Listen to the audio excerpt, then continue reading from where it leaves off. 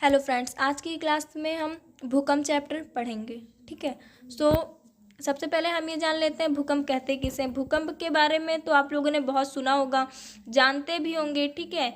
और शायद आप लोगों ने देखा भी होगा भूकंप। ठीक है, क्योंकि अभी जल्दी भूकंप आया है कुछ समय पहले। देखो, एक नॉर्मल लैंग्वेज में अगर आपसे ये पूछ लिया जाए भूकंप कहते किसे हैं, ठीक है, अगर आपसे कोई सामने से पूछे तो आप बता सकते हैं। ठीक है। लेकिन यहाँ आपको क्या करना है, यहाँ आपको थ्योरी लिखनी है। ठीक है। और जो चीज़ें आप बोल कर समझा सकते हैं, एक्सप्लेन कर सकते हैं, उतना लिखने में बच्चों को प्रॉब्लम होती है, क्योंकि बोलने का तरीका और लिखने के तरीके में डिफरेंट हुआ। ठीक है। और बहुत सी चीज़ें ऐसी भी हैं भूकंप के बारे में जो आप आज फर्स्ट बार पढ़ेंगे। ठीक है। सो सबसे पहले हम ये जान लेते हैं कि भूकंप का अध्ययन कहाँ से हम लोग करते हैं। ठीक है।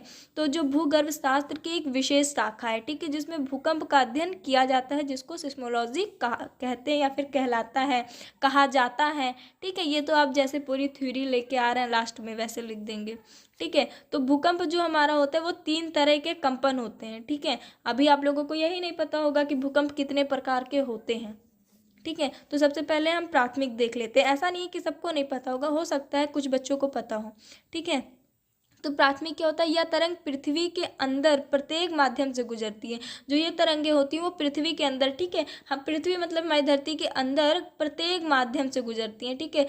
प्रत्येक माध्यम मतलब हर माध्यम से गुजरती है मतलब जाती हैं। ठीक है। इसकी औसत वेग, इसका जो औसत वेग होता है वो 8 किलोमीटर प्रति सेकेंड होता है। ठीक है। मैं आपको रिपीट कर दूं कि बच्चों ये जो वेग लिखा है 8 मीटर प्रति सेकेंड, इसको आप अच्छे से याद करें और प्लीज़ हाईलाइट कर लें। ठीक है। यह गति सभी तरंगों से अधिक होती है। जो इसकी गति है, गति मतलब चाल, ठीक है, इसकी जो गति है ये सभी तरंगों, जितनी भी तरंगे हैं उनसे अधिक मतलब उनसे ज़्यादा होती है। ठीक है। जिससे ये तरंगे किसी भी स्थान पर सबसे पहले पहुंचती हैं। जो ये तरंगे होती है, प्राथमिक तरंगे होती हैं, वो किसी भी स्थान पर, ठीक है, कोई भी स्थान हो वहाँ पर ये क्या करती हैं, सबसे पहले पहुँचती हैं। ठीक है। सबसे पहले पहुँच जाती हैं पृथ्वी से गुजरने के लिए। ठीक है। पृथ्वी से गुजरने के लिए मतलब पृथ्वी से जाने के लिए, ठीक है, ये जो गुजरने के लिए अपनाया गया, इन तरंगों द्वारा अपनाया गया, ठीक है, अपनाया गया मतलब क्या कहते, लिया गया, ठीक है, मार्ग जो होता है उसे क्या कहते हैं, उसे नातोद्वार कहते हैं। ठीक है। जिस मार्ग से ये जाते हैं या अपनाते हैं, ठीक है, दोनों में से हम कुछ भी बोल सकते हैं। सो अब दूसरा देखते हैं। ठीक है। जो द्वितीय होती है इन्हें अनुप्रस्थ तरंगे भी कहते हैं। ठीक है। देखो बच्चों, आप लोग ये जान लिया करो एक ही वर्ड को क्या क्या कहते हैं। इससे ये फ़ायदा होगी अगर पेपर में आ गया, ठीक है, तो फिर आपको पता चल जाएगा ना कि हाँ भाई इसे ये कहते हैं। अभी आप कुछ और याद करके गए, उसका नाम कुछ और है, वो आ गया, आप लोगों को ही कन्फ्यूज़न होगी। ठीक है। तो इसे अनुप्रस्थ तरंग भी कहते हैं। या तरंगे केवल ठोस माध्यम से होकर गुजरती हैं। ठोस मतलब बच्चों हार्ड। ठीक है। देखो, प्राथमिक वो किसी भी माध्यम से गुजर सकती थी, पर इसकी एक शर्त है। ठीक है।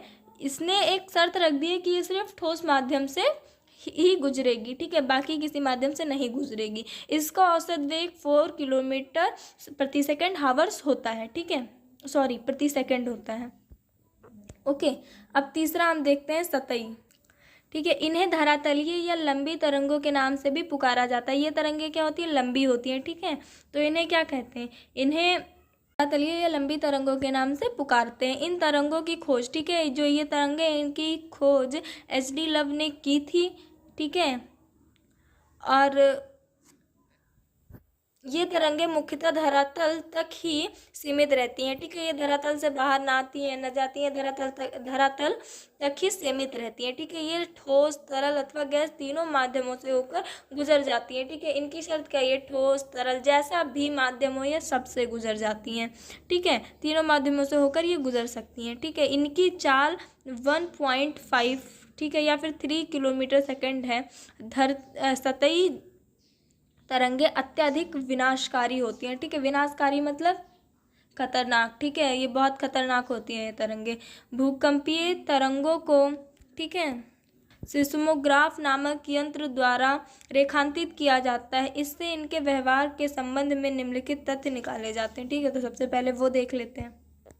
सभी भूकंपीय तरंगों का वेग अधिक घनत्व वाले पदार्थ में से गुजरने पर बढ़ जाता है। ठीक है। देखो, कोई भी भूकंपीय तरंग हो, ठीक है, उसके लिए ये चीज़ मतलब मैटर नहीं करती कि उसके लिए प्रथम के लिए सेकंड के लिए नहीं है, ये सभी के लिए, ठीक है। सभी जो भूकंपीय तरंग का वेग होता है वो अधिक घनत्व वाले, ठीक है, जिसका घनत्व अधिक होता है उस पदार्थ से जब वो गुजरते हैं, मतलब क्या होते हैं, निकलते हैं, ठीक है, तो क्या होता है, गुजरने पर बढ़ जाता है, ठीक है। भूकंपीय तरंग का वेग अधिक जब रहता है तो घनत्व वाले पदार्थ से जब वो गुजरते हैं तो वो बढ़ जाता है, ठीक है, तथा कम घनत्व वाले पदार्थ से जब गुजरते हैं तो क्या होता है, घट जाता है, ठीक है।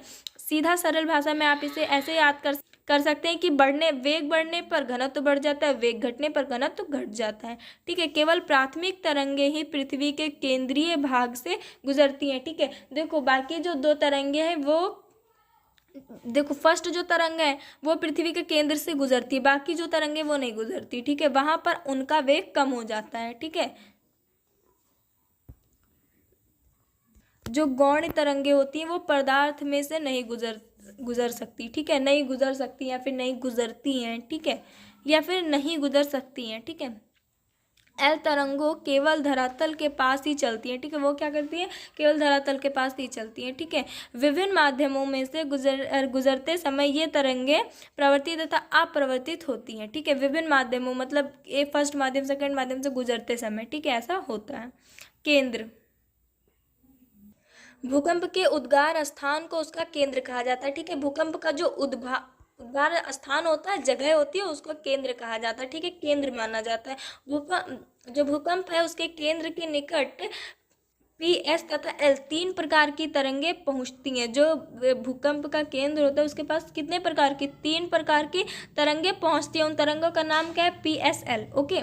पृथ्वी के भीतरी भागों में ये तरंगे अपना मार्ग बदलकर भीतर की ओर, जो पृथ्वी के भीतरी भाग है, ठीक है, भीतरी जगह है में ये तरंगे अपना मार्ग ये बदल लेती हैं, अपना मार्ग मतलब अपना रास्ता ये बदल लेती हैं, भीतर की ओर अवतल मार्ग पर यात्रा करती हैं, ठीक है, अंदर की ओर ये यात्रा करती हैं, पर ये क्या करती है, अपना मार्ग बदल लेती हैं और अवतल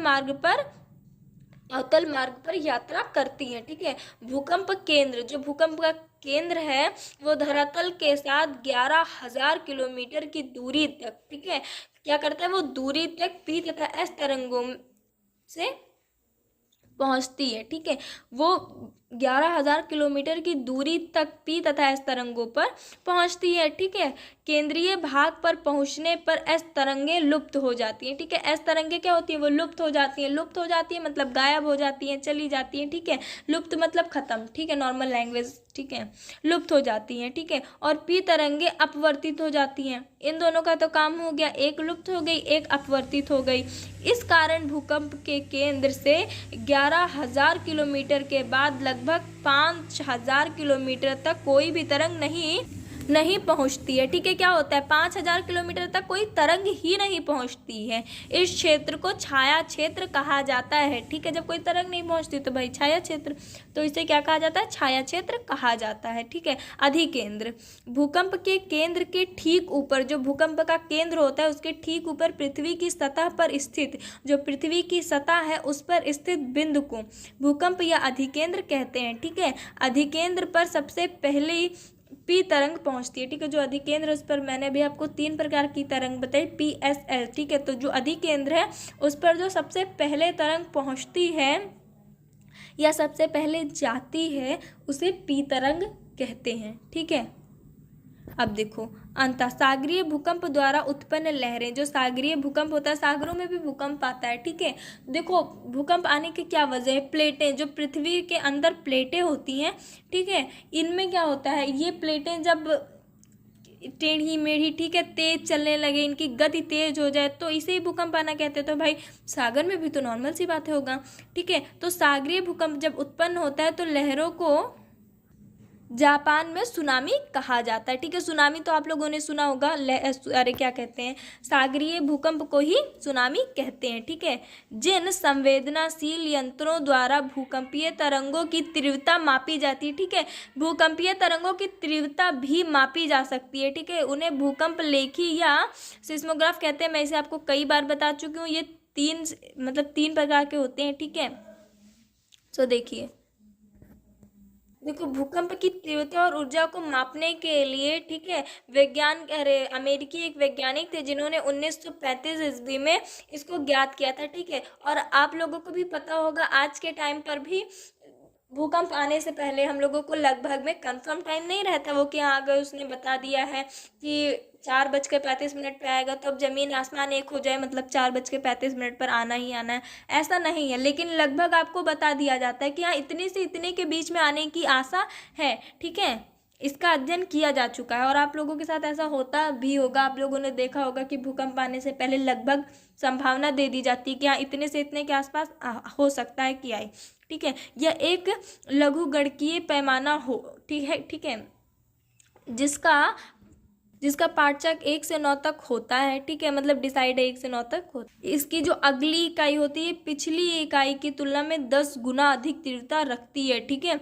10 गुना का मतलब बहुत हो गया, ठीक है, अधिक तीव्रता रखती है, ठीक है। अब इस तीव्रता, अब मतलब इसको देखते कैसे हैं, इस स्केलर पर कैसे देखते हैं कि हाँ भूकंप कितने से कितने की स्पीड में आएगा, ठीक है, क्योंकि आपको तो ये भी बता दिया जाता है भूकंप तेज आएगा, कैसा नहीं आएगा, ठीक है। तो इसकी स्पीड भी देखी जाती है। तो इसकी स्पीड जब 2.0 से 3.0 के बीच में होता है तो ये कहा जाता है कि हाँ हल्का भूकंप रियर में आएगा, जबकि 6.2 की तीव्रता का अर्थ शक्तिशाली भूकंप होता है, ठीक है। हाँ जो आया तो एकदम सच्ची में भूचाल आएगा, ठीक है, उस भूकंप को कहते हैं, ठीक है। तो आपका भूकंप का जितना टॉपिक है मैंने आपको पढ़ा दिया, ठीक है, और शायद आपको समझ भी आ गया हो।